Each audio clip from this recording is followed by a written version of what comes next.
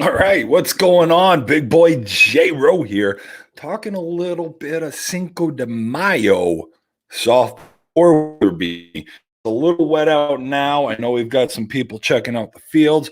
We're gonna see what happens. It would be great if we can sneak this one in. You don't like seeing rainouts early in the year, especially when guys have been waiting. Monday night was a great night down at the fields. Everybody was having a blast. Would hate to kill that momentum, but at the same point, it's about 45 degrees out. It's been raining all day. I don't know if it's really going to happen. Martell, not necessarily known for great draining purposes, as well as some of the other fields. Legion. Be curious to see what that looks like after Kevin Hill did a lot of work to get that infield looking nice. Had some nice comments about it the other day after Monday night, talking to some of the guys. So really just kind of curious to see what happens here. Hopefully the president, swims out from underneath his laptop, ask him about that one, and we can kind of go from there. So first things first, right? MerrimackDraftLeague.com, great spot where you all schedule stats. We got we'll have the home run leaders up there, score standings. Had a nice little poll. The Prez put up a nice little poll. I believe the Prez is running this. What's your favorite day of the MMSSL season? First place by 43%, with a 43% total of the responses, was opening night. And I got to tell you, this is my second opening night I was a part of this year. It was awesome. This one was way different than last year, right? I knew the guys. I had a team. I'm coaching a team this year, but knew the guys. Saw a lot of guys I hadn't seen some from last year. So that's always a blast. It looks like the second place was a tie between the All-Star game versus Rochester and the championship game. That All-Star game versus Rochester last year was awesome. And for people that don't know, we did an A, B, and a C game, right? So really try to get everybody involved. Last year was out at Rochester. Great time. I brought my smoker. I smoked some chickens during it. Everyone the Merrimack guys really hung out. Would have loved to have seen the Rochester guys hang out a little more. There's a handful of those guys that did. Really nice way to take ratings and really put the best up against each other. The other one that went far, that was tied with the All-Star game, was the championship. I got to tell you, that was a great time last year. Was a 5-game series, and it just the hell filled up. It was fun, a lot of competition, a lot of great back and forth. It will be fun to get there. And man, I'm telling you what, first year in the league playing in that, I said this is a lot different than what I'm used to. But it was unbelievably fun.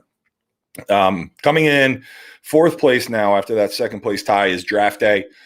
I think the draft day is probably more for coaches, owners of teams, guys involved in it there. So I think the draft day, if we could maybe make it a little more open, but I understand why we don't want to show potentially where guys are getting picked. I understand part of that. I know there's a draft league up in Auburn, Maine. I was talking to some of the Southern Maine Smoke guys when we played them 2 weeks ago at the DNIT. They actually do it very much like a real draft, in the sense of they broadcast it. They have it live. I think they stream it. So that's interesting. It sounds like it's fun, but that's something they've been doing. I understand why we keep it kind of behind the curtain a little bit, as we're both ways. So in last place is Toilet Bowl. Now, there wasn't a Toilet Bowl last year. I've heard a ton about it. I'm really excited to see what the Toilet Bowl's like this year. I don't want to be playing in it, but really want to see what the heck happens here. I'm very excited to see this Toilet Bowl. The bottom 4 teams play each other, re-ranked, and then the top teams start picking. So for me, it's an interesting concept. I love the concept. I know there's an Austrian hockey league. There's a similar thing. The top seeds go up high. They play, I think it's the top 5 seeds play, and then the bottom 5 play, or bottom 7 play for who actually will make the playoffs. I think it's standard by points. So that's the Austrian Hockey League. My father was coaching, so that's kind of why I had a little bit of a more, arm in it. So I got to experience it, but it's a pretty interesting thing, because the year he was in it, they finished as 8th. They had a lot of injuries in the year, but started getting healthy towards the playoffs. And they were the 8th ranked team going into the pick'em, and the 4th place team actually ended up playing them. And this is when COVID happened, but the 8th place team was up 3-0 on them and actually had a really good chance to win the whole thing. So I like that theory. It's fun. You get to pick your matchups, and it's not always 1 versus 8. So anyway, let's take a look ahead to the games tonight on what we're looking at here. If we do get it in, it's like I said, it's still raining. I'm in Manchester, so I'm not too far away. My truck is soaked. My front yard is lovely, lovely watered. I love the fact that we've got, I don't have to run the sprinklers yet. So first game up is Regional versus Monaghan at the Legion, 6:30. I'm curious to see this game. I know Regional had a hell of a game against Buckley, really took it to them 32-20. Big first night, putting up 32 runs. Monaghan didn't hit, scored 9 runs in their loss. I don't think that's the Monaghan team we're going to see. So I'd like to see what they come out with tonight. But that's a 6:30 game at the Legion. Also, I'm curious to see what happens tonight with the Legion, with how the field holds up with the rain. The 6:30 game over at Martel is going to be my team, Peterson Painting versus Holtz. I think we're getting a little rivalry going already because J. Rowe was running his mouth on the podcast. So I think we got a good friendly rivalry. Me and Mitch at the Wraith have had some good conversations, some good barbs thrown back at each other. We're going to be missing 2 guys, 3 guys actually. So we're going to be a little shorthanded, but always willing to take on Holtz and want to put Mitch and Vanty and Zach Graham in their place, although I don't have my jorts ready for the game, so I might have to get my Daisy Dukes out to take on Zach Graham. The last 6:30 game is New Hampshire Irrigation versus Buckley Disposal. Both teams lost their first night. New Hampshire Irrigation was a little thin to start. Buckley started off slow from what it sounded like. Their first inning was not what they wanted, showed up a little later. So I think this game could be a lot closer than people may give it credit for. And V is great with new players, great with younger guys, and great with getting his team to pull through. Talked to Dustin about it, even with Bad Beat. I played with V last year on Buckley's, and he does a hell of a job to get his guys fired up. So the prime time game tonight is VFW versus A&D, 7:30 at Martel. Man, I don't know. That's going to be a hell of a game. I think we split on the pod. Yep, me and Jim took VFW. Coco and Dustin took A&D. So really, I think this game's going to go either way. It's going to be a tight one. Not sure where we're going to end up, but let's see what happens. And then the West Coast game, the 8:30, the late night tilt is Boomers versus Tomahawk. Again, 2 losers of Monday night. Curious to see what happens here. Boomers is definitely a little shorthanded in a sense with Hurley being out with an injury. Hopefully they can bounce back. Co-ed Cody, I know he's going to be close to a tower deep by the time game comes. He's not going to pass up Cinco de Mayo at Los Primos. But I'm trying to see. I'm getting some messages here. Nothing quite yet that's definitive.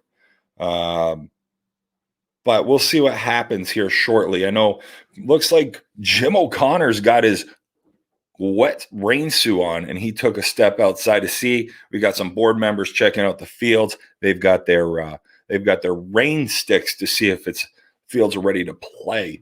But no, so it's going to be a good night.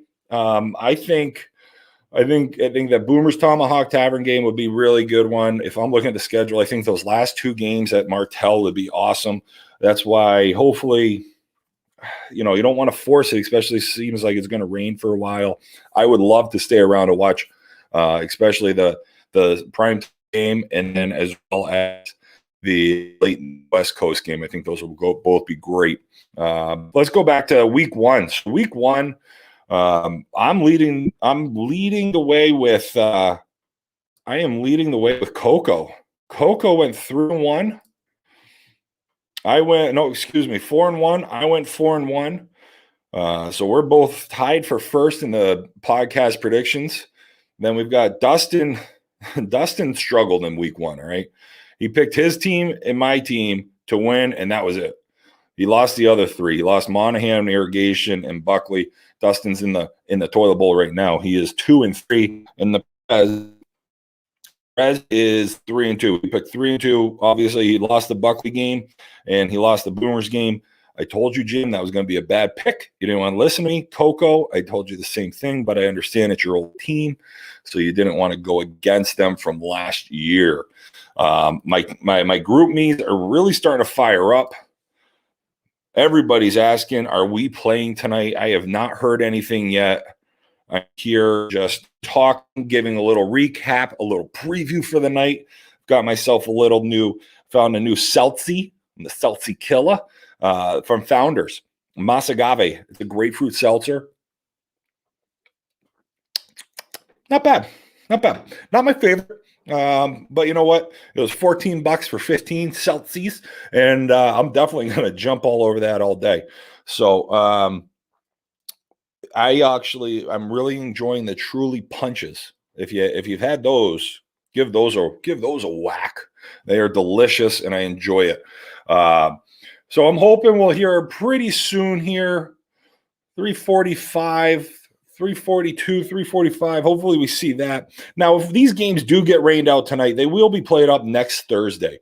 People new to the league may be tuning in. That's what we look at. We take any rainouts and we push them the following week. So it'll be Monday, Wednesday, Thursday of next week if they do get rained out. Next week's forecast looks nice. This weekend's forecast, maybe not so much for the tournaments. In Merrimack, 50-50 chance on the rain. So let's take a quick look at the home run leaders for the league. I know we're only in after one game, but we had a couple multi-home run games, which is nice. Obviously, no real surprise that big Joey Venturini and Jim O'Connor both hit 2 out in game one. But Minnow, as the people with regional are now nicknaming him, they've taken away Snacks and they've now given him the nickname Minnow. Cody Kenya dropped 2 bombs on Monday night in their 32-20 spanking. That's a spanking of Buckley. Big things from Minnow this year. He's going to have a heck of a year. We have another. I don't know. That's a good number right there. One. I don't know. It's singles. Who needs to know about the guys that only hit 1 home runs? Looks like there is probably another 12-ish home runs hit by other players. But we've only got 3 guys with double digits right now. 3 guys atop the leaderboard after night 1. Venturini and O'Connor, they're probably going to be towards the top at the end of the year. Snacks, not Fish. The Minnow, could he be a dark horse? Yeah, why not? I mean, you show up night 1 and you get, you drop 2 bombs. Great pick there by Chad. I don't have internet Lawrence. So I'll be curious to see there. Matty Hebert hit a home run. Wow. That's a surprise one. We might have to go to the books. We're going to have to take a look at the official book on that one because I'm not sure. But, who else? I'm not looking. There's no one really here that I'm really that surprised about that hit a home run Monday night. So it's going to be a good year. This is nice. I like that we're keeping the home run stats a little easier this year so people can find it. I did enjoy during the fall ball keeping the batting averages and OBP. I understand why we're not doing that for the league this year. Fall ball was a little different. That was enjoyable. So the other thing with the draft league, MerrimackDraftLeague.com, with what there is up there, go check it out. I'll put it in the comments real quick. It is they have important dates. They have important dates down there. They have so May 3rd is opening day. A trade deadline is June 7th. So that's 9 games. June 7th will be the trade deadline. The 23rd of June will be bat testing round 2. So, you know what? Let's go back. June 7th, that is going to be, if I'm assuming that is a Wednesday evening or Wednesday. The 7th is just going to be a day. If that is the case, why don't we go live? It's a Monday night. Tell you what, let's get a draft day production here, prediction, right? Let's have a little draft coverage or trade coverage and see what happens. We'll get some insiders, just like ladies and gentlemen, it just through game and canceled tonight. No ball in Cinco de Mayo. The Prez Jim O'Connor says games are canceled. Let your teams know they are moved to next Thursday. So we are going games canceled next Thursday, same time, same fields. All right. So tell your teams that if you're watching here now, games are off tonight. Like I said, it's cold, it's rainy. The fields can't hold up this early in the year. We haven't been through a drought yet. So no games tonight. That's unfortunate because it would be nice to keep the season, that momentum going. We don't want people getting hurt. We don't need hammies pulled, groins gone week 1. We don't need to be playing through mud right now. I like this decision by the board, by the president. Let's push it to next week. Next week's going to be fun. We're going to get a lot of games in. Hopefully the weather's a little more improved and we can get it going from there. So no games tonight. Go enjoy yourself a little tequila. Get a cerveza. I know where I'm going. I'm going to Los Primos. I'm going to get myself a margarita tower. I'm going to tell my team right now, hey, no games. Go get yourself a margarita. Enjoy it. Have a little tequila. Maybe a little chicken, little pollo, choripollo. It'll be good stuff. Get a fajita. Have yourself a day. Enjoy your night. Happy Cinco de Mayo. We will have no games to recap tomorrow. So let's talk we'll talk next Tuesday. Maybe we'll do a Monday preview of the games. We'll see what happens. Enjoy it. Have a great week, everybody. Have a great weekend, and we'll talk to you soon. Los Primos, Tony.